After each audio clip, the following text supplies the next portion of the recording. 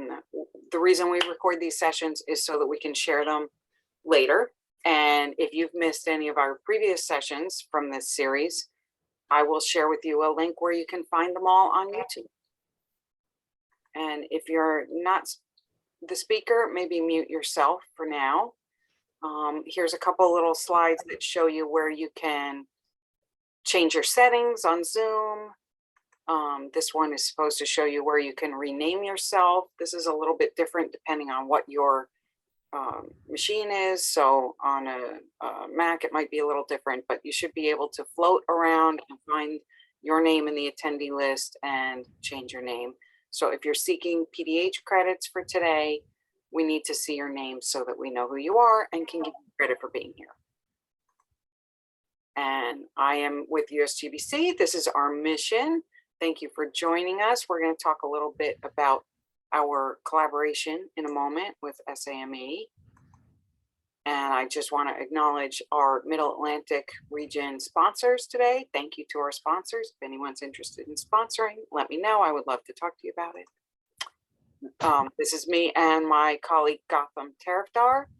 I am Medea Vilray, Program Manager at USGBC, Middle Atlantic New England region on the Market Transformation and Development team. And if you would like to join as a member, we would love to have you. I would talk to you about that as well. And then another reminder, we're recording. I have a couple slides on upcoming events, but I'm going to put these links in the chat later, and I'm going to email them to you as well.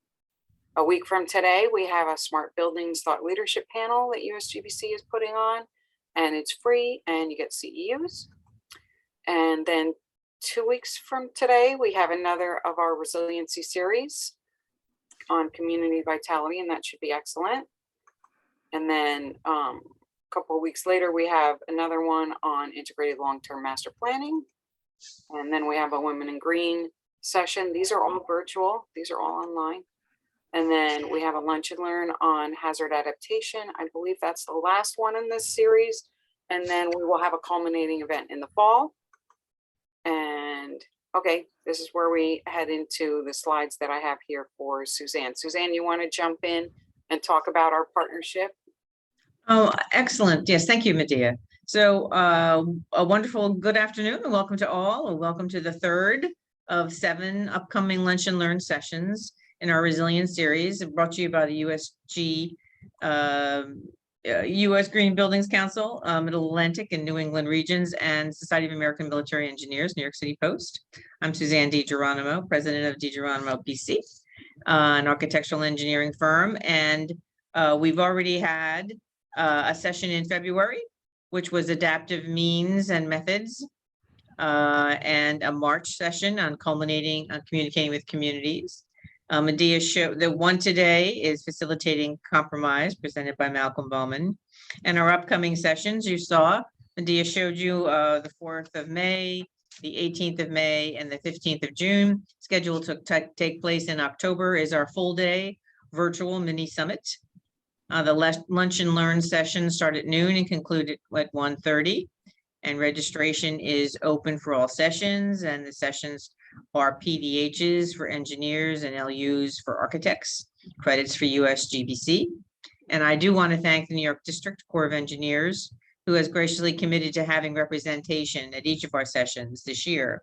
And in doing so, they're going to provide us an organizational view of all 6 calls to action at our summit, which is going to be happening in the fall, showing us really the way forward and the return on investment that could be given with investing in some type of a storm flood surge gate system. And I do want to thank everybody on our team. We've got Lieutenant Colonel Ben Wallen and Lieutenant Colonel Joe Pravecchio, Lieutenant Colonel Eric Bacchus, Colonel Joe Manus, Mr. Mike Scarano, Ms. Sarah Suwikla, Medea Vilay, Gotham Trafalgar, and myself, Suzanne DiGeronimo. Today's panel discussion, please feel free to place your questions in the chat. We're going to have a question and answer period at the end of the session. And now I do have the honor of presenting Malcolm Bowman, serving as host for today's session regarding facilitating compromise. Malcolm is a physical oceanographer and a registered professional engineer with more than 40 years of experience in coastal marine science, ocean and water quality modeling, and storm surge science, as well as the interactions of physical environment with the marine ecosystems. His research includes the causes, natures, dynamics, and consequences of extreme weather events, such as hurricanes and winter nor'easters in an area of climate change and rising sea levels, all focused on the northeastern seaboard. His research on storm hazards has been presented on TV and radio and the print media. Professor Bowman is the founding director of the Stony Brook Storm Surge Research Group. He's chair of the Metro New York, New Jersey, Long Island Storm Surge Working Group, among other positions that he holds. Malcolm has an amazing lineup of panel members, and I'll leave the introductions of the panel to him. So it's my pleasure to turn the microphone over to Malcolm. Sir, over to you. Thank you, Suzanne, for that generous introduction. Well, welcome everybody. As Suzanne says, we're faced with a huge threat to coastal communities all around the world through sea level rise, climate change. An article just came out in the New York Times 2 or 3 days ago about, well, there's no doubt that climate change is affecting the intensity of hurricanes experienced on the East Coast of the United States. That was based on a research article by a professor, Kevin Reed, of my school at Stony Brook University on Long Island. So let me, in no particular order, let me just introduce our speakers briefly. The top of my screen is William Merrill, who is a senior, also a professional oceanographer at Texas A&M University in the Galveston campus.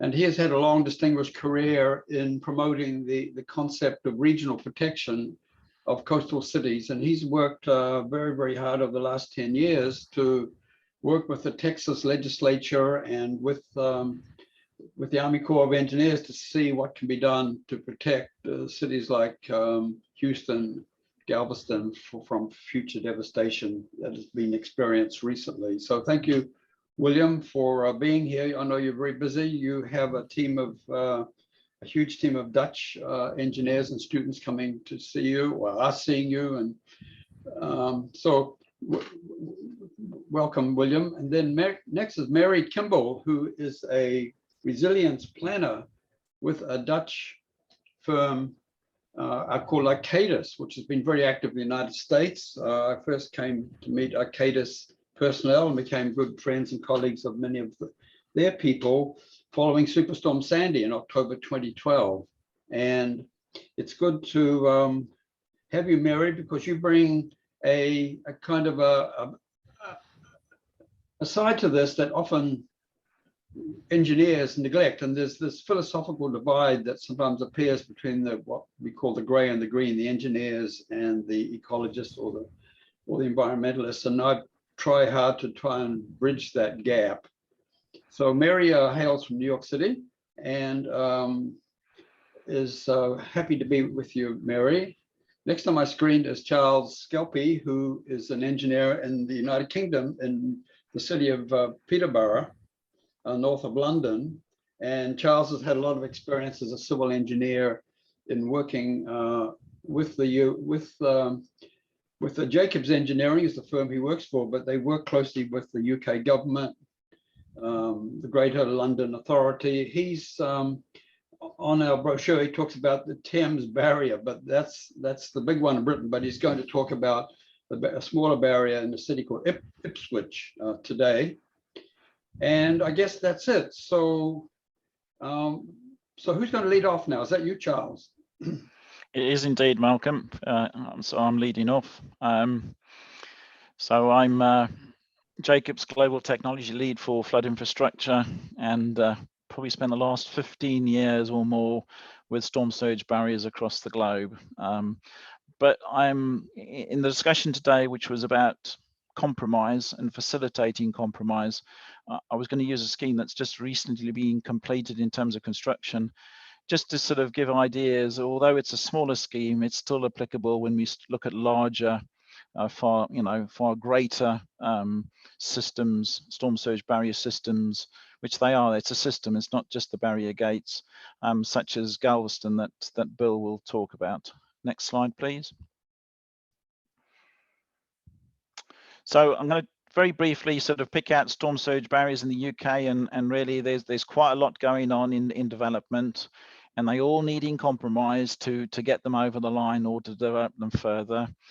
I'm going to sort of talk about Ipswich Flood Defence Management Scheme, so lovely long title, and then really sort of pick up what enables such a scheme to be delivered, and then what compromise is required with those key ingredients that enables a scheme to get to the end game, to actually be constructed and then to be operated and maintained. Next slide. So if you look at the red dots, there's lots of barrier systems around there. Boston Barrier is under construction, Lowestoft is under detailed design, Ipswich has just been finished construction, and the Thames barriers and others. Thames Barrier we're even looking at now in any concept stage of where would the new barrier be with sea level rise, and where would that be in the Thames estuary, and what do we need to facilitate now and compromise with developers now. So and Bridgewater on the left hand side is just reaching the starting stage of detailed design going into construction. So there's quite a lot happening in the UK in terms of storm surge barrier systems, all at different parts of delivery, all requiring compromise, which is the key part of today's webinar. Next slide. So very briefly for Ipswich, and I'll rattle through there, its location, the need and scheme, just to give you some overview of what was entailed. So if we go next slide, please. That gives you sort of an idea. It's on the sort of the east coast where a lot of the tidal surge issues come down the North Sea. And the barrier is located at the sort of in that aerial at the bottom left sort of corner where it narrows down into the River Gipping that sort of discharges into the top end of the River Orwell estuary.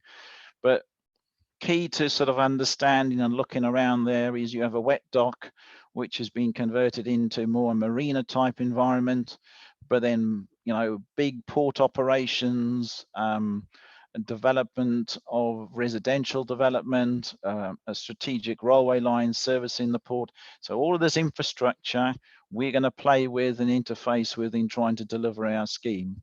And what the scheme is essentially keeping the tide out, but it also has a dual function, which was the old, essentially a fish belly gate, which provided a weir which slowed down velocities in big fluvial events and scour upstream.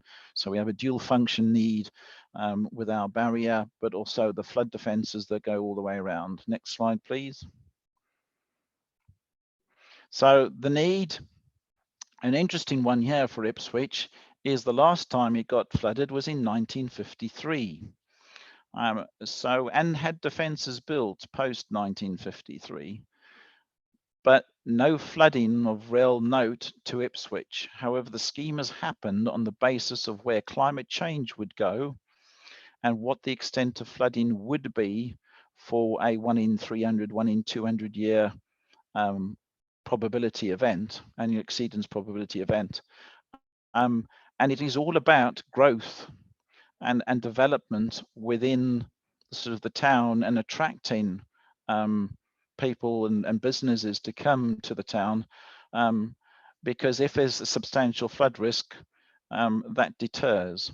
So it's a really interesting one that you're not working off a very recent flood like we do in other places. You're trying to convince the public to spend money to sort of buy into this, but it is about future climate change impacts and an increasing risk and the need for growth to continue to develop in Ipswich. You need the barrier and you need the flood protection system. Next slide, please. So these things take a while. So we had a strategy approved by DEFRA, which is sort of the government department in the UK, in March 2006, and it was to implement the first 5 years. Well, the first 5 years took 15 years, and in essence, it's providing a combined protection as a system that is both tidal and fluvial. So again, thinking of these schemes that we produce or prepare, we need to think of flood risk management to areas, but it may not necessarily only be from the coastal side and the tidal side. Next slide, please. So that's what it is. If you think of that aerial photograph, it's sort of like the big U, but inverted in Ipswich. It's not Manhattan. And in essence, it's tying in with and finding a route, interfacing with port infrastructure, amenities, and on the left-hand side, a large residential development. And that you can extrapolate many times over when you get to bigger schemes in New York or elsewhere. And there's a sort of very sort of concept idea at the early stages of a rising sector gate, so a small Thames barrier equivalent of a gate in terms of barrier with control building. Next slide. So I'm just going to go very quickly, but you can see there's a story through here that they urgently had to do something to the floodgate that was across the lock into the wet dock, and that was the first one to be done.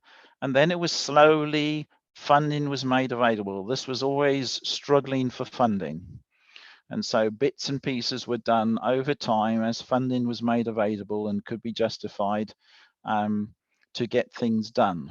But in essence, you've gone from 2006 having a strategy approved to essentially March 2019 when the barrier became operational, although there was 2 years thereafter of defects correction and maintenance and the like as part of the contract.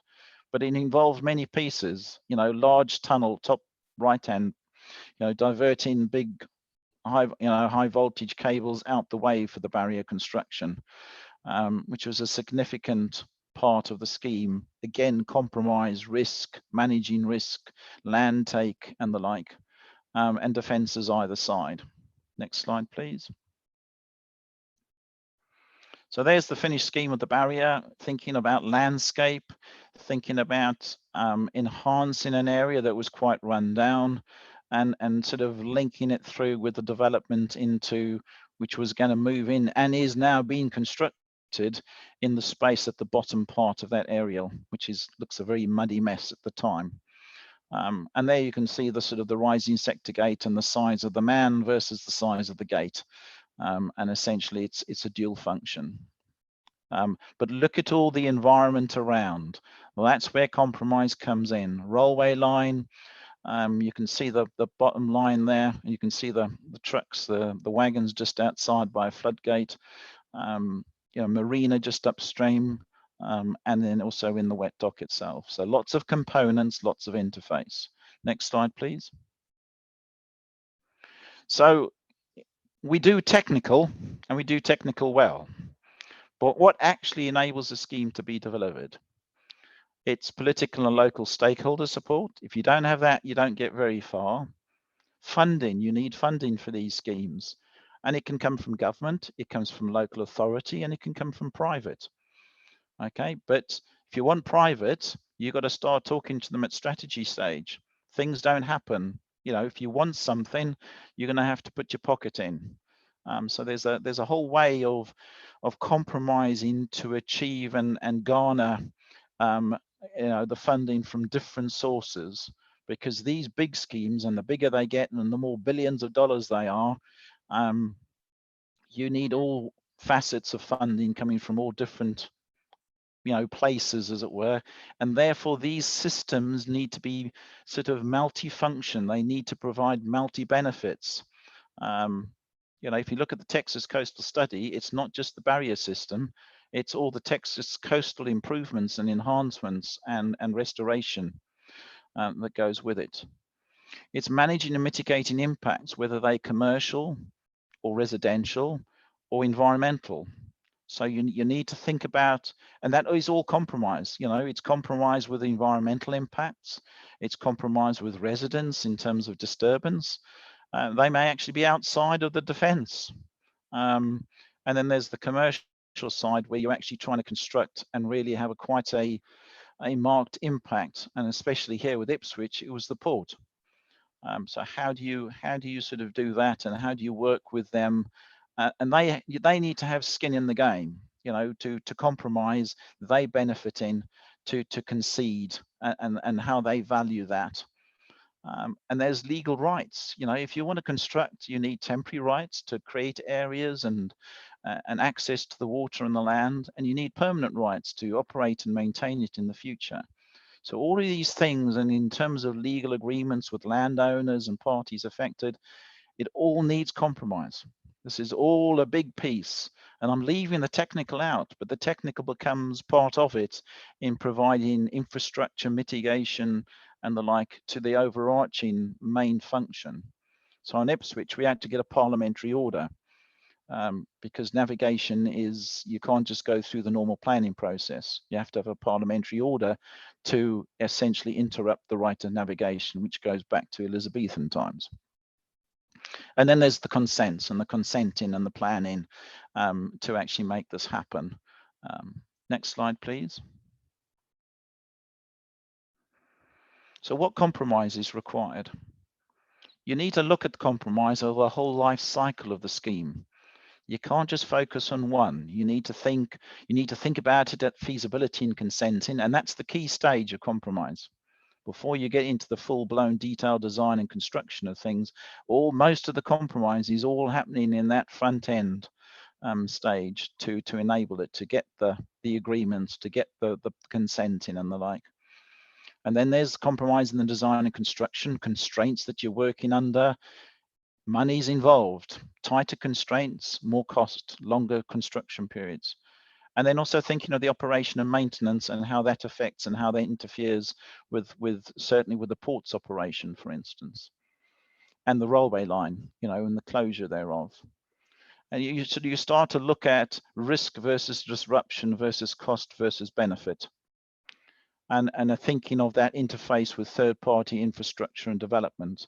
They compromise, you compromise, whether it's in monetary terms or whether it's in space, and there's benefit for them in the end game.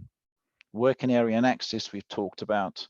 Dredging in here in Ipswich, where you could potentially be putting contaminants into an area of dredging. Closure frequency impacting on port and rail operations, and in a way people agreeing to certain constraints being imposed upon them to enable the scheme. And then the other key thing is landscape and public amenity, how we fit in, and how we, you know, in a way the compromise of how you flex the scheme, which may cost more, to flex in and create something at the end which has multi-purpose and multi-gain. So that's my brief introduction, just to make people think these are the things that are not specifically technical, but are essentially where the compromise really gets things delivered. Thank you. Well, thank you, Charles. I've jotted down about eight questions that could be where they could be discussed later, I guess. But just let me ask you. Tell me about the power structure, because you speak with such clarity and such authority. It almost sounds like you are the man in charge of all this. But where did the impetus come from the beginning? Was it the mayor of Ipswich? Was it Prime Minister Tony Blair? Or where did the storm was so long ago, 1953, that devastated the Netherlands and Southeast England? That's a long time ago. Yeah, so where it comes from is essentially for Ipswich, it came from the strategy highlighting the risk. And then in essence, well, how are you going to manage the risk for these sort of urban conurbations? So that's the Environment Agency. As the Flood Risk Authority, the Environment Agency for this, you know, looks at various areas. And in a way, it was kickstarted by one of the structures, which was the velocity control structure, reaching the end of its useful life. So that was probably the kick point for the agency to start to look about that. But then as you start to look at that, so you say, well, we actually need to be looking, and it's back in 2006. So the impetus behind climate change, and it was only just kicking off. But the Environment Agency was, in that proactive mode, saying you do need to consider, and is this the best investment now, or do we, we need to look bigger? And so the strategy evolved, and out the strategy then came, this is, out of a whole series of optioneering, this was the sort of the preferred and the best solution, and then taken forward. I see. So that's interesting. Thank you for that. So let's move on. So Medea, can we show the CBS news story that features Bill Merrill that came out just, I think, 2 or 3 days ago? Can we pop that up? Let me see if I can get that. Hang on a second. So while you're doing that, Bill, you might just mention, what is it that I've just requested? What is the CBS story? How did they find you? And well, they were interested in storm surge barriers and how to deal with sea level rise in particular.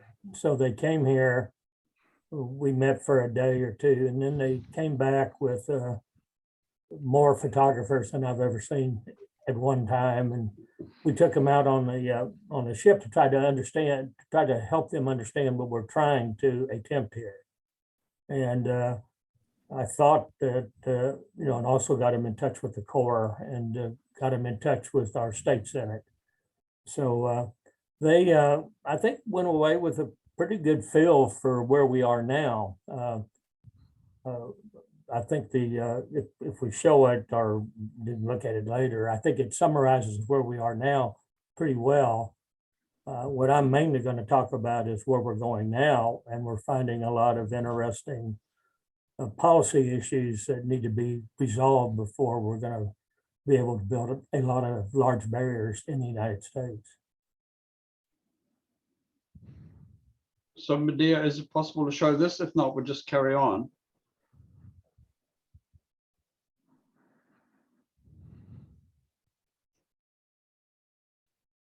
So Bill, you just keep talking. Okay, well,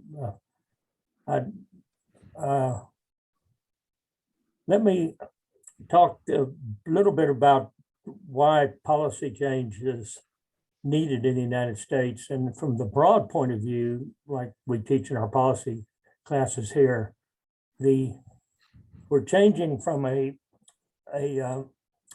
flood risk reduction strategy that relied on recovery to one that relies more on protection. The New Orleans barrier being the first big protection, all of that was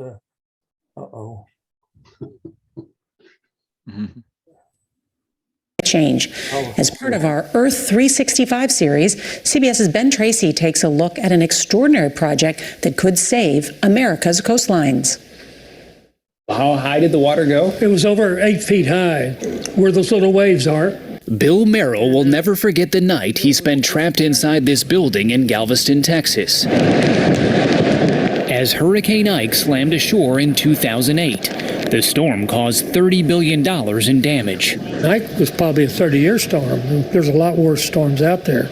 Merrill, an oceanographer at Texas A&M, was reminded of the giant floodgates he had seen in the Netherlands. These are gates you can see from space. These are movable objects you can see from space. These are huge. He sketched out a Texas version, which came to be known as the Ike Dyke. And this is where it may soon stand guard. Galveston Bay, home to the nation's largest export harbor and the biggest petrochemical complex in the Western Hemisphere. What was the initial response to this idea? Oh, ridicule. Craziest idea they ever heard. That crazy idea is now part of the Army Corps of Engineers' $29 billion plan to defend a large part of the Texas Gulf Coast. It calls for massive gates designed to fend off 22 feet of storm surge and 43 miles of sand dunes to protect against hurricanes. If we want to live here on the coast, then we have to provide a level of defense. Kelly Burks Copes with the Army Corps says this would be the largest infrastructure project in the nation and take up to 20 years to design and build. And the intent here is to keep the surge that comes with hurricanes out in the Gulf and not let it into the bay. If Congress funds the project, the federal government will pick up 65% of the cost. Texas would pay the rest. Building this one time is going to pay for itself over and over again. State Senator Larry Taylor says with climate change making storms more intense, there's no time to waste. It's not a matter of if we have a storm, it's when and how many. And here we have a chance for our government to be proactive rather than be reactive. As the storms only grow stronger. Ben Tracy, CBS News, Galveston.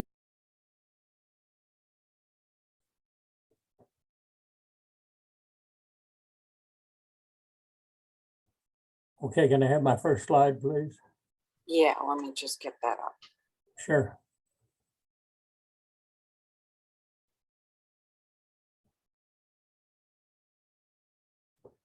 Yeah, I think what New York is aspiring to is to have a design by the Corps that has a chief's report, like a positive chief's report, like Galveston does. We're finding that's just the first step in the compromises that we're going to have to do to try to build, maintain, and operate the Ike Dyke. So next, and you know, it's kind of remarkable. In 13 years, we've gone from just a concept to the next U.S. large barrier to be built. We do have a chief's report approving the largest expenditure in U.S. History for a project in the United States. It'll be the first barrier built using the normal Corps procedures. So we're learning a lot as we go through it. We're kind of a test case. And despite differences between proponents, and we do have a lot of differences in the details of how we would approach different things, but we have the basic concept the same. The system has worked. The U.S. has determined through a feasibility study and cost benefit analysis that it's in the national interest to construct the project. So they found it's in the national interest. The chief's report will be sent to Congress. It's going through OMB now, and then Congress will have to act on it. The Corps has advanced an environmentally friendly low protection concept, and I think you're going to see that. I think Charles alluded to the fact that we're going to have to put more environmental issues into most of these to get them passed. But the next steps show some of the difficulties in adhering to present policies and practice. Next. Just to remind people what the Ike Dyke is, I thought I didn't know the film was going to be done, but essentially it's just a coastal barrier along. This is the Corps design. It's slightly different than our design, but essentially it's a coastal barrier, stops things at the coast, shortens and strengthens the coast, and it uses large gates in the Bolivar Roads area to protect the Galveston Bay from storm surge. Next. What we found is that the Corps, trying to be more environmentally friendly, has raised the cost of the project quite a bit over what we originally estimated when it was just a protection project. And it lowers the level of protection in the design. Our level of protection is below 100-year protection. New Orleans had over 100-year protection from a storm. You expect to see 1% a year. But even so, even with the extra expense and the environmental aspects, from a cost benefit point of view, the Corps has found it's in the national interest to build this to protect the Houston Galveston area. It does require 35% matched from local sources. Next. And Texas, to get to that 35% match, formed a 5-county Gulf Coast Protection District, which is the 5 counties where the Ike Dyke concept will be located. looking back on it, that's probably too small a group to try to maintain and operate it. The Gulf Coast Protection Interest District has gone into a conflict with the Corps now. The Corps has protection to about a 30-year storm. The Gulf Coast Protection District wants a 100-year protection like New Orleans has. And the reason they want it is they have to do taxing authority, get a vote of the people. You see the political interplay here. And to do that, if you have a 100-year protection and you're behind the barrier and you don't have freshwater flooding, just a saltwater problem, you get a break on your homeowners insurance, federal homeowners and business insurance. So the district had planned to use the 100-year protection savings as an incentive for people to vote to tax themselves. That can't happen now with the Corps' present design. So there's a natural conflict, and we're in the middle of that, looking at different options, how we could get up to 100-year design. And the district thinks the insurance rebate is absolutely critical to improving its taxing authority. So we're at an impasse right now. We have a Corps report. We have a chief's report that's positive, says it's in the national interest, but because it's less than 100 years, we have a problem. There's other problems too. Next slide. Present Corps policy is for the feds not to contribute to maintaining and operating the Ike Dyke or similar structures. They don't operate the New Orleans barrier. They turned it over to New Orleans to operate. That's kind of odd policy when you think about it, because, you know, it's opposite from the European countries who view it in the national interest to build, maintain, and operate the barrier. Essentially, it's in the national interest to build the barrier, but not to maintain and operate it. And we have to remember these barriers are designed for 50 years right off, and more likely they'll be 100-year barriers. So the cost of operation and maintenance is going to be a lot more than about 3% of the cost on average than the initial cost of the barrier. And the other national public policy that was not clear on at all is the responsibility to keep the barriers at their initial level of protection, whatever that is. Say it's 100 years. You have hurricanes, changes. Malcolm already talked about that. They're getting more intense. We have intense rainfall events. We have sea level rise. We have an awful lot projected for the Galveston area, a couple feet in the next 40 years or so. And erosion, there's a lot of problems that have to be dealt with to keep a level of protection. There's a moral obligation to keep a level of protection because people have squatted behind your barrier. When you build a barrier, people are going to differentially think it's a safe place and they will go there. If you lose that level of protection, you've failed. And so that has to be done, and it's not clear who's going to pay for that or how it's going to be done. We're looking at some adaptive management challenges, and believe me, with the latest sea level protection projections for the Galveston area, maintaining protection levels is going to be very expensive and a real adaptive management challenge as to how you keep your level of protection. So right now in the United States, it's in the natural interest to build protection, but not to improve, maintain, or operate it. I would argue that doesn't really make much sense. So we need to evolve some policy change, especially in an era of changing threats and vulnerabilities because of climate change. We're working on that now. We're kind of the test case. But right now, we're stuck. We don't have a project that at least the state of Texas feels they can go ahead with because of the lack of protection, level of protection. So we're stuck. We're trying to figure out how we're going to pay for the the operating costs, and all those operating costs, if you think about it, if it's in the national interest to protect use, then it surely would be in the national interest to be sure that it's operated and maintained right, whatever you design. So that's where we are now. Most people would be envious to have a chief's report, and we are, but now we're trying to figure out how to go forward. And obviously it's going to take a lot of compromise at the national level and at the state level. And that's all I have, Melvin. Well, thank you, Bill.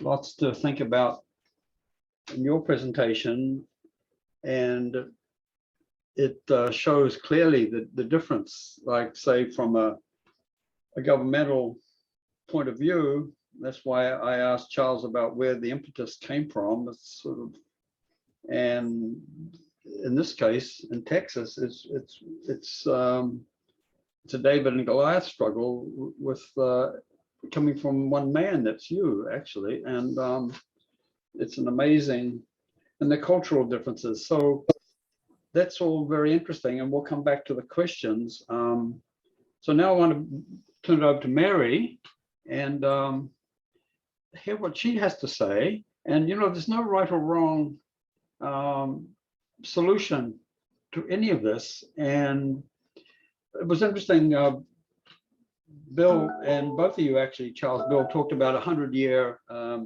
lifetime, because I always, when people start discussing these issues, I say we have to put a time horizon on this. Nothing is forever. So Mary, over to you. Great, thanks. Thanks for having me. So Mary Kimball, I'm a resilience planner with the firm Arcadis.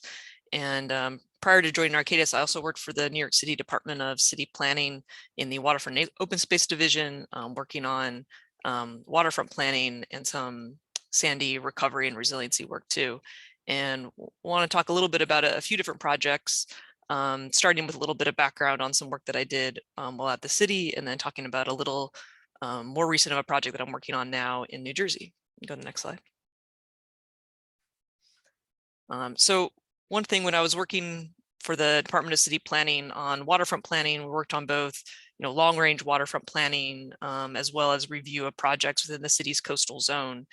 And one thing that, we always had to keep in mind in that work is really the extent and diversity of New York City's waterfront.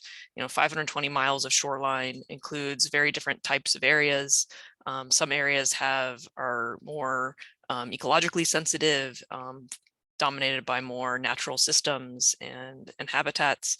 Other areas are much more densely populated, some with forms of industry, others mixed use, others more residential areas. And even those developed areas vary quite a bit in terms of the densities and types of communities that are there. So one thing that I think is always important to think about is that this diversity really does require kind of a diversity of strategies and solutions, recognizing that each of these types of areas have their own needs and issues when it comes to flood risk, but also other issues. And we think about the city more at the broadest. We have a lot of common goals around flood risk reduction, ecosystem protection, economic development, but exactly how that goal plays out in these different areas is going to look very different. Go to the next slide. So one project I want to highlight, this is actually something that worked on around the time of Sandy, so about 10 years ago now, but was a project to really kind of develop a way of thinking through this diversity of the city's coastal zone, really with a focus on sea level rise adaptation. So what we did is to divide up that entire coastal zone of the city into different coastal area typologies, or just different types of landscapes that are mixes of both different type of more environmental systems, as well as land use and density.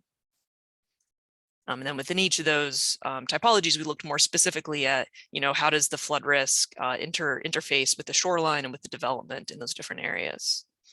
You go to the next slide. And one sort of map that was really kind of crucial in developing those different typologies was actually looking back at the city's geologic formations. And here in this map, you can see the terminal moraine, which is basically the most southernest point or end point of the glaciers that once covered this region. And with that came sort of the deposit of, large rocks and stone, which kind of created this ridge along that that blue line here. And you can see that, everywhere south of this ridge are areas that are much lower lying, glacial outwash plains, post-glacial deposits. And this map, looks very similar to people who look at the city's flood maps quite frequently, that these areas of lower elevation, these are also the areas that are most exposed to coastal flooding. You can go to the next slide. Another element of those typologies was looking at the shoreline condition. So throughout the region, what are areas that have more of a beachy shoreline, or areas where it's been, reinforced over time through ripraps and bulkheads. And then on the next slide, also looked at wave forces. So some areas on the Atlantic coast have really high exposure to wave forces, high fetch, while other areas that are more protective have less exposure to wave forces. You can go to the next slide. So we combined, all of those different factors to get to these categories, these geomorphology categories. Probably a incorrect planning use of that phrase, but a word that is great nonetheless. To really look at, across the region, what are these different conditions of the landscape, and how does that help us then identify, different types of solutions that are more appropriate for different areas. The next slide. So the other part of the study was then to look at a wide range of different types of actual strategies for adaptation. And so this created sort of a library of these different strategies that looked at, strategies that are more inland, strategies that are more like focused on what you could do with the shoreline itself, as well as strategies with the more in-water strategies, including surge barriers, to look at, what are the ways of providing coastal protection at that scale. Also looked at more site-specific scale, what things you could do at a building scale to retrofit buildings, elevate buildings, or build new construction in ways that are more resilient. And then, there's also a variety of other strategies that don't really lend themselves to these nice little icons, but things like adaptation of specific infrastructure sites, adapting a power plant to be able to deal with flooding, also land use management in terms of like zoning changes. Insurance obviously plays a role here, as well as emergency preparedness. So we were, working on that study about midway through when Sandy hit, and so also use that kind of framework and typologies, as well as those different toolkit to then develop the city's comprehensive coastal protection master plan. So this was issued in 2013. Hasn't really been updated since, but we've seen a lot of these projects are moving into completion. You can see the East Side Coastal Resiliency, which is now in construction. And many other projects have advanced in the planning stages as well, in Lower Manhattan and Red Hook. And then also some projects from the Army Corps in the Rockaways and in Staten Island as well are also advancing. So then fast forward in time, also want to talk about this project that I'm working on now in New Jersey with Arcadis. So we're working with the state New Jersey Department of Environmental Protection. They have a program that is in 4 different regions across the state, and we're working on 2 of them. One of them is this northeastern New Jersey region, which includes Newark, Jersey City, Hoboken, and Bayonne. And then the other one is in Middlesex County and includes these 7 municipalities in Middlesex County. And for each of these projects, we have a steering committee that's composed of representatives of all of those municipalities, as well as Hudson County and Middlesex County. And there's also a nonprofit partner in northeastern New Jersey. It's Hopes, as well as Ironman Community Corporation. And then in Middlesex County, we're partnering with a consortium of YMCAs. And I think kind of relevant to the topic of this discussion is also, the sort of what you sort of need from a governance standpoint in terms of all the different entities to involve in a planning process. In order to have, being able to actually implement the strategies that come out of a planning process. Go to the next slide. So the process for this, and I'll focus mostly on that Middlesex County region, but the process has largely been the same, that, to develop this plan, first sort of developing a shared set of regional priorities and a regional vision, also analyzing flood risk from both coastal flooding and stormwater flooding and tidal flooding. And then identifying tools to address those risks, as well as a set of evaluation criteria to evaluate those tools. We've been getting public feedback on all of these items, asking people what changes they want to see in their communities, hearing about where they currently experience flooding, and also asking people what type of flood protection approaches and strategies that people want to see implemented. So we're in the process of taking all of that to develop a set of scenarios that are looking out to 2070, and really sort of the scenarios include a broad range of different types of projects to address that risk. And then we'll be refining those scenarios, evaluating them, and developing preferred scenario, which will then be the basis of an action plan. Go to the next slide.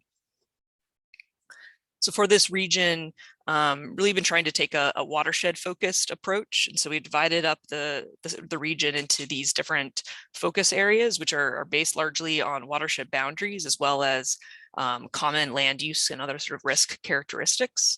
Really recognizing, and this is part of the goal of the program, is to advance more regional planning around resiliency, recognizing that water often transcends these municipal boundaries, and that we often need actions at multiple scales to really address these solutions. Go to the next slide.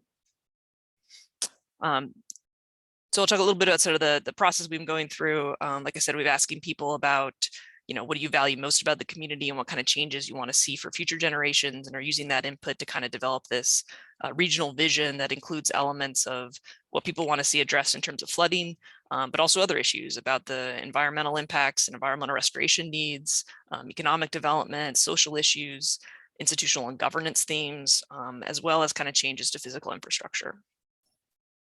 Go to the next slide.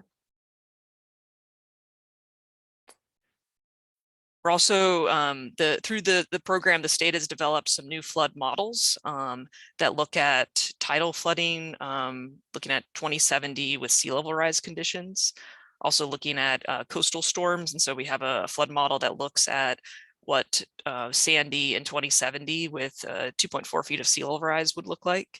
And then also a set of models that are focused more on heavy rainfall flooding that look at different precipitation events.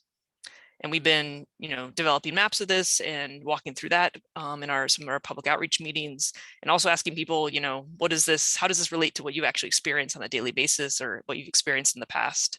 That's been helpful to sort of like ground truth these models to some extent, and also just relate it to people's everyday lived experiences too. Go to the next slide. And then with the flood models, we're also developing a flood risk assessment that's both, quantitative and qualitative, to look at the potential damages in terms of physical damage, as well as human impacts and costs, business impacts, also the loss of essential services, some more regional economic impacts, and also trying to, identify other types of assets that would be exposed that we may not be able to quantify the impacts to, but acknowledging the impacts and the services that these other assets, transportation assets, parks, that provide to the region. And, also sharing this information and asking people too, how does flooding affect your life in your community? What have you seen in terms of flooding events? What went out, what happened, and what were the consequences of that? And really trying to connect both the quantitative modeling side of things to what people have experienced in the past too. And here's some results of those risk assessments information. We actually see with this region that it's the heavy rainfall flooding that could potentially provide much higher damages than coastal in this area. Much of that is it's so dispersed across the region. And we're also seeing that, while heavy rainfall is projected to increase in 2070, that the damages even today are quite severe and almost as bad. So really emphasizes that this isn't just an issue for the future, but something that we need to address now. So to address this, we're developing these different scenarios. So we've developed 3 different scenarios at the regional scale.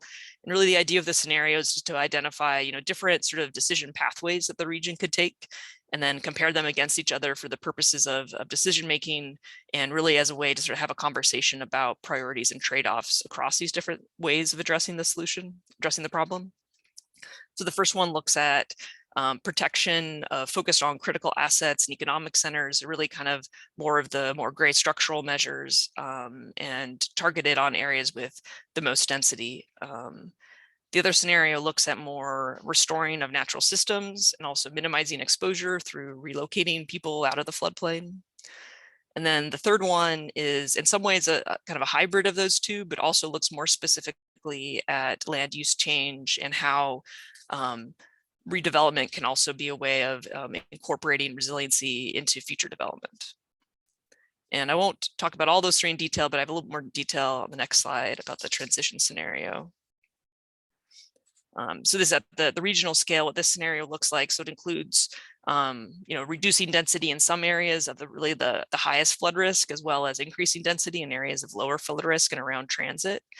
And then also this idea of kind of, building in some coastal protection and stormwater drainage improvements into redevelopment itself. So that when redevelopment happens, it's not just protecting that new development, but also protecting the surrounding areas. And that's sort of the main theme with that scenario. And then, with all these scenarios, we're, not just looking at those sort of physical solutions, but also identifying policy and governance actions, as well as looking at outreach, education, and capacity building. I think, in the end, these issues are so intense that they do require these sort of a layered approach of multiple kinds of strategies. So we're in the midst of this process now. We'll actually have a draft action plan and a community meeting around that in late May or early June, still finalizing the date for that. But we also have some other engagement tools. There's an app that's out there where people can identify areas that flood or areas that they have a concern about. We also have a website. We're distributing surveys. And also have like kind of what we've called a meeting in a box, which basically sort of outside of our sort of more formal public engagement meetings, also having these like smaller group meetings, and have like this deck that can be used at those community meetings that, sometimes we're there, but it can also be something that people do on their own time too, or within their own groups. So plug to check out our website and follow along the project. And I think this sort of, to the theme of today's session is really just want to emphasize, like, I think the need of this kind of like broad engagement to really get people to really understand what it is that we're talking about and why it's important to be engaged in it, because, as people have said, implementing anything really takes a lot of political will and action at multiple scales, and having the buy-in from the community, from important stakeholders, is really important.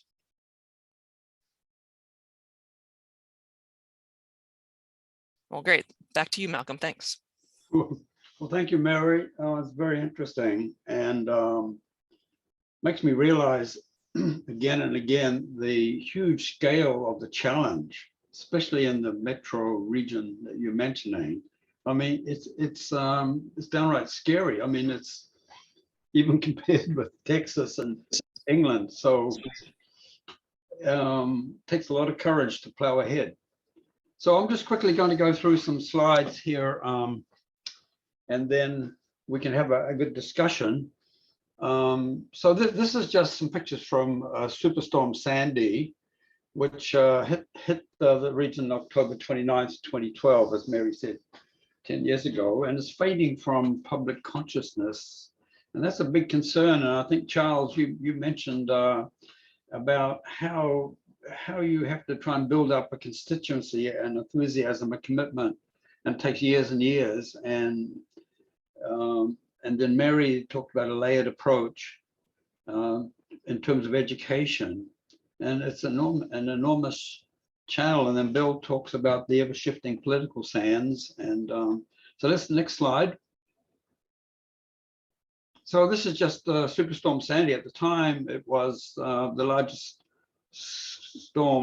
hurricane in terms of its dimensions ever recorded by the National Weather Service, 1,100 miles across, and you can see on the globe itself was a significant size storm. It was not a transition from a classical kind of hurricane coming up the East Coast to a sort of a hybrid storm with a collision with a nor'easter storm. Next slide. And so the flooding was not so much rainfall during Sandy, although more recent events like Ida have really woken people up to the dangers of inland flooding, and what you do with all this water that is way above design standards for the sewer system and leads to flooding and backing up and of sewers and all sorts of terrible things. So this is the New York Stock Exchange, with, you can see sandbags Now the sea did not come up to that level, but that what you're looking there is rainfall. Next slide. And there's just some of the devastation in the coastal areas, and it brings up, well, is this a consequence of very poor public planning in terms of allowing people to build giant houses on the beach? Haunt us years later. In the United States, the land use planning is usually in the responsibility of towns, and we have multitudes of towns. Next slide. Now, this is a community exposed to the Atlantic Ocean on the tip of what we call the Rockaway Peninsula. It was devastated not just by flooding, but by gas explosions, which burned down 120 small cottages, you might call them, and it looks like a World War II devastation. Luckily, nobody was drowned. Nobody was actually injured or killed. They managed to get the people out just in time. Next slide. And these are lots of newspaper articles that flooded the airwaves directly following. And it made clear that there was a huge amount of confusion. We had 3 states involved, if you consider New York, New Jersey, and Western Connecticut. You have open coast. If you look at the south shore of Long Island there on the center right, it's as Mary pointed out, it's outwash plain. It's very low lying. Look, it's extremely vulnerable, and then it's pounded also by giant ocean waves, which were 30, 40 feet high offshore. And inland, further inland, they in the black areas of the Hudson River and New Jersey, very low lying land. So next slide. And so this is where politics comes in. This daily newspaper, it says, "Never again." And this young reporter who had just returned actually from the Netherlands, and particularly I think it was the city of Rotterdam, which was completely rebuilt since World War II. And he realized that it's an existential threat, certainly in the Netherlands. They haven't got the luxury of time. Half the nation's below sea level. And stimulated by that storm that Bill talked about, the 1953 winter storm, January, that devastated the region and southeast England, they had to get very serious about this. So immediately following the storm, and on Staten Island, I think the governor was with the mayor of New York City, Michael Bloomberg, at the time, and they were discussing, and Governor Cuomo just came out bluntly and said, we need a new paradigm. Let's stop arguing about climate change. Remember, this was 10 years ago, and let's move ahead and develop bold new approaches, including regional storm surge barriers. So that was in the State of the State address in January 2013. On the other hand, next slide, Michael Bloomberg says Stony, I shouldn't call it Stony Brook, but the Stony Brook's regional storm surge system are too expensive. They won't work. They take too long. No, let's, we have to use existing resources and get on constructing all these projects that Mary talked about. In fact, he had 18 months left in office in his 3rd term, and he decided that he didn't want to tangle with the state. He didn't want to tangle with the federal government. Let's see what we can do using the city resources alone. And to his credit, he put the entire workforce together. And I guess, Mary, you were part of that, and came up with this very ambitious plan to make the area more resilient. Next slide. And that tradition, the Bloomberg, let's call it the Bloomberg heritage, it continued through Mayor de Blasio's term of office. And now we have a new mayor, Eric Adams, and he's been so tied up with other serious issues, we haven't really had a chance to sit down and talk with him. Next slide. So the Sandy sort of spawned through an international competition called the Rebuild by Design, with 148 entries, various interesting solutions, including this one. which brings back the memory of 100 years or so, 200 years ago, New York Harbor was just a paradise of oysters and clams. So, and we've completely destroyed that natural resource, that fisheries. So can we bring this back? And there's $1 billion oyster project underway to see whether we can reculture that lost heritage and at the same time dampen down some of these storm surges. Next slide. And then there's sort of harebrained ideas emerged as well. This is a picture from the New York Times, and what we're looking at there, we're looking down on the business district, the southern tip of Manhattan, and this green stuff. This is like sort of seaweed, algae that's somehow growing all around there. And these like rectangular things in the water are old subway cars that have been dumped and sink to the bottom. And the idea was somehow this was going to soak up storm surges. Well, this is sort of fanciful thinking, and it's not going to work. And even a reputable newspaper like New York Times didn't really maybe reach out to enough people who understood these things. So time goes on. Next slide. And then, of course, the Dutch came along, and this interesting gentleman, landscape architect by the name of Henk Ovink, was brought over to New York by Sean Donovan, who was at that time the head of the Federal Housing and Urban Development Corporation. And he became the darling of the region, and talking about, well, it's not just ocean flooding we have to worry about, it's inland flooding as well. And the two got confused. And so inland flooding comes from extreme rain events upstream. In some cases in the Netherlands where it's very, very flat, some of this upstream flooding was 100 miles from the ocean. So there was a lot of confusion, probably still is, about what is exactly the threat that we're thinking of spending all this money on. Next slide. Just quickly, you're very familiar with this. Some of the large scale solutions, if you want to call it that, around the world is in the Netherlands, which, so here we have the Eastern Schelp, and this is not a navigable waterway, but it's a system of lifting gates that we saw in Bill's or that CBS news flash of Bill's, and it works. There are many concerns about water quality inside these barriers, which have to be addressed and studied. Next slide. These are the giant swing gates that are called sector gates that are used in the Netherlands, also used by the Army Corps of Engineers in the United States on a smaller scale.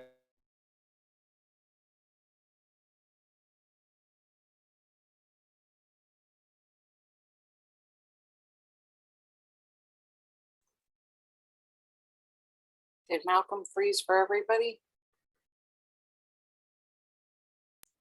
Yes, I think so. Yes, he is. Okay. Let's see.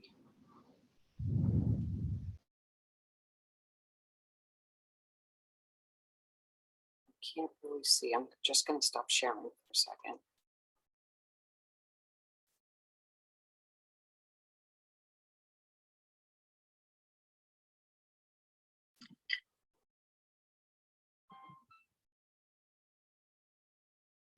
So I think he's dropped out and he'll come back again. Yeah, that's what it looks like. So I think, yes. So here he comes. We will. I'm back. I'll turn my video off and see if that helps. Can you hear me? Yes, we can. Okay, well, yeah, very quickly, these large sector gates have not really been tested in the open sea environment, where we have giant pounding waves, except I suppose for the Eastern Baltic and St. Petersburg. Next slide.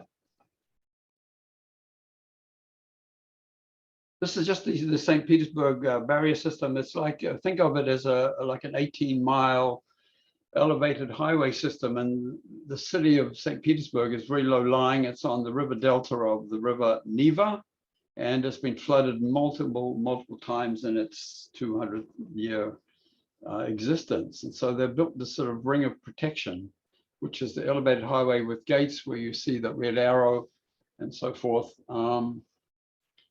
So it works. It certainly works. And it's very hard to get information out of Russia these days. And so, but I know there have been water quality problems on the inside. Next slide.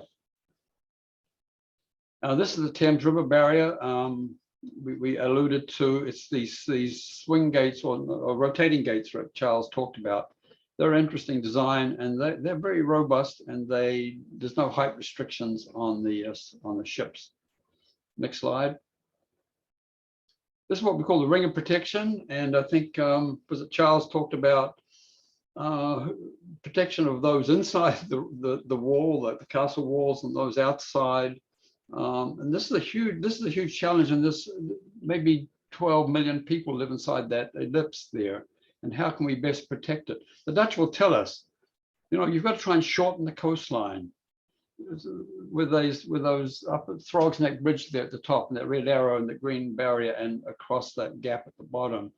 So the total length there is about 6 miles, but if you add up all the circumference of New York Harbor, as Mary says, about 520 miles. But if you add the lower Hudson and the New Jersey waterways, you're up to 1,000 miles. And how on earth do you protect that? Next slide.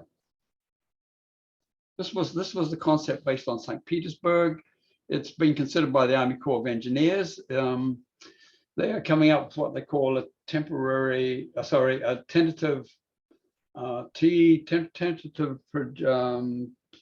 suggested alternative. It's a very nondescript, but soon as part of a study called HATS. And here we have sort of unique, I think, in the world, where we have the Army in charge of regional protection issues. Next slide. I think that's the last slide I have for you. Okay, so this is a quick once over. The executive editor of the New York Times at the time, Bill Keller, once famously said that in this metro region we're dealing with, everybody thinks they're in charge. And so really nobody's in charge. And so there's these multiple layers of government, all have it with their own ideas of how to solve this problem. And it's, apart from the East Side Resilience Project on a large scale, we're still struggling on what to do. So look, we've got 15 minutes. So Suzanne, how do you want to spend that?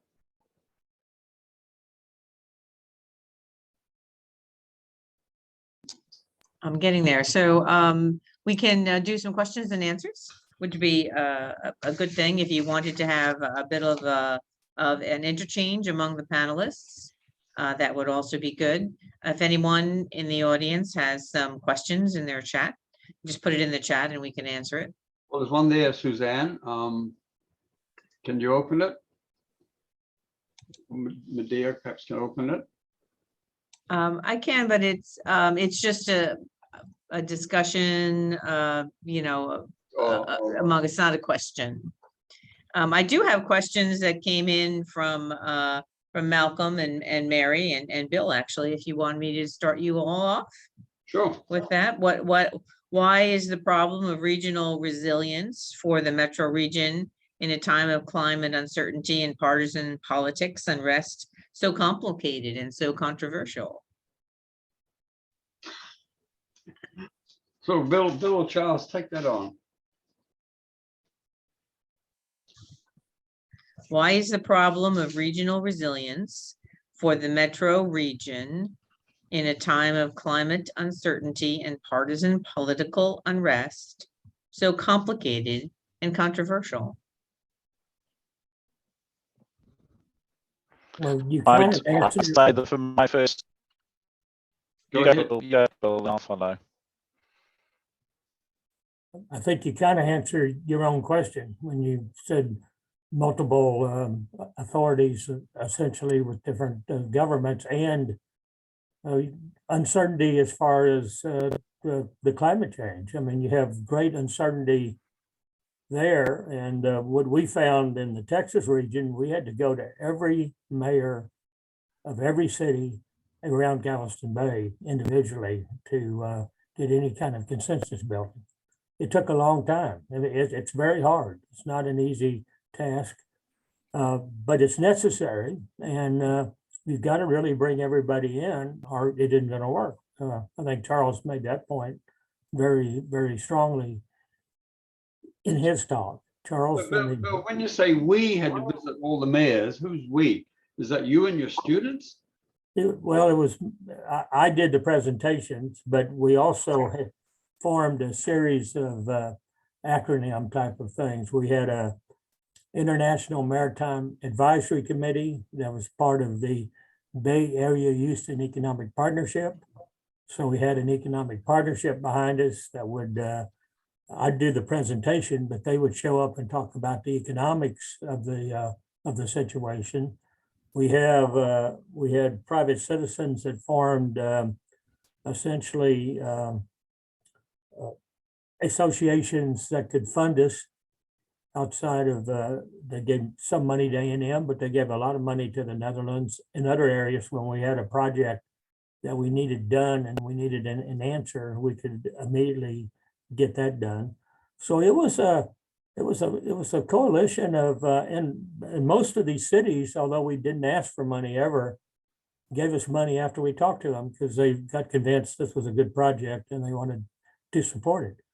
So it worked out, but it was private citizens, local government working in conjunction. But it sounds like it was really driven by one man called William Merrill, and that, Charles, seems to contrast with the more rational approach you had in England, where you have these authorities already set up. Well, that one man is retiring next year, so we'll see what happens. But we've developed a lot of strong partnerships, and the new regional district that we formed in Texas is going to be the political point. It's not going to be me. And that's clear, and we've assigned them that. We've been advisors to them. But I think you're going to see now, if I had a lesson to New York, is try to get whatever you're going to have that's going to deal with the Corps of Engineers formed as early as you can. We were way too late. The Corps had already gone way down the path, and now we have the original partnership, but they're not happy with the Corps plan. So how do they deal with it?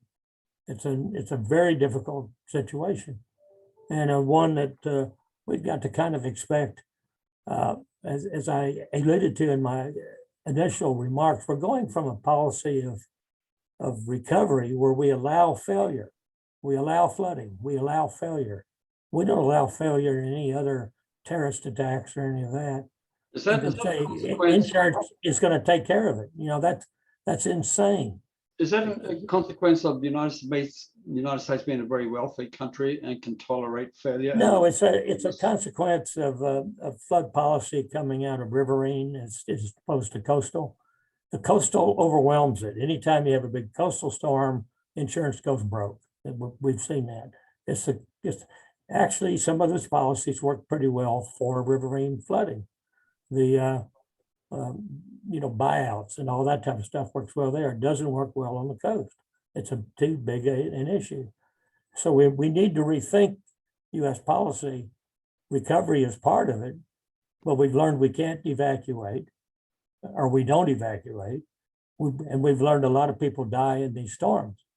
And so protection is the only real answer, and it's the only answer that protects the elderly and the poor.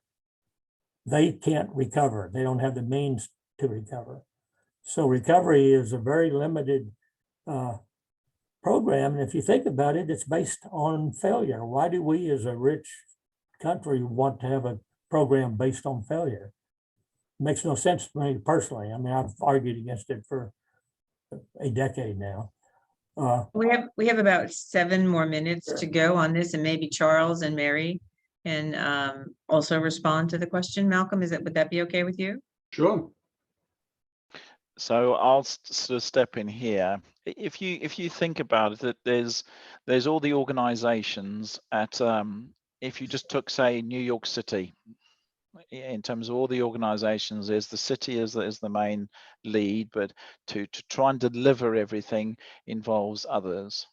But if you go slightly bigger than that, there's a fear when you're talking these mega schemes of billions and billions. Where is the money? Who's going to be saddled with it? Who's going to be, have to sort of create the tax regimes to raise the money for the O&M.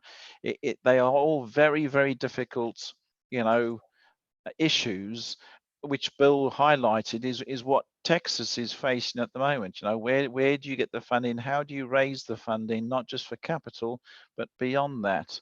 And getting the public support. There needs to be getting the public support because they see the multiple benefits. The work that Mary's talking about in what she's looking at that's part of the what you getting people to buy in. There's benefit from the flood risk protection or flood risk management and reducing the risk to them from whether it's fluvial or from coastal flooding. But there are these other things. There's amenity. There is environmental improvements and enhancements. All of those things then create a multi-benefit scheme that people will prepare to dip their pockets in and support. Okay, so I know it's quite mercenary in thinking that through, but that's how you have to sell these schemes to deliver them, to get the support. That would be my answer. So Mary, did you have Mary? a answer? We have about 5 more minutes. Yeah, sure. Yeah, I mean, I really agree with a lot of those points. I think, in some ways, like the course process is really kind of geared towards figuring out like what the physical solution should be, but the real like more challenging part is actually figuring out like what the real governance solution is, and there isn't really a process that's going on to look at that, and I think all these, exactly what everyone has said, the fact that there's all these different authorities and multiple scales, and that there isn't really a clear champion for that type of project, like the surge barrier, and sort of the questions on, who would build, maintain, I think are really, really thorny ones. And it seems like, in addition to advancing the analysis of what this physically could look like and how it would operate and what sort of, how you would mitigate environmental impacts, I think the question of like the governance side of it also has to be advanced concurrently. And I don't know if that's happening. Well, okay. I just want, we're coming up on closing out the session, and I see that Malcolm has had to drop off. So we'll just wind up here. Malcolm and all the panel members, on behalf of the USGBC and SAME Resiliency Series Planning Team, I really appreciate your fellowship and enthusiasm and energy today. As a small token of our gratitude, we do have a certificate of appreciation for each of you, which you will receive shortly. And I want to thank all of the people who attended today, and we hope you found the topic enriching. I know I did. Please be sure to fill out the follow-up survey Medea will be sending out to you in an email directly. And I hope you all have a wonderful day. The USGBC, SAME Lunch and Learn Planning Committee certainly look forward to having all of you join us at our next virtual session, May 4th. Is there anything that you wanted to say, Medea? Thanks for joining us, everyone, and look for my follow-up email that Suzanne mentioned. Okay. Thank you. Thank you. Thank you. Thank you. Bye. Bye. Bye.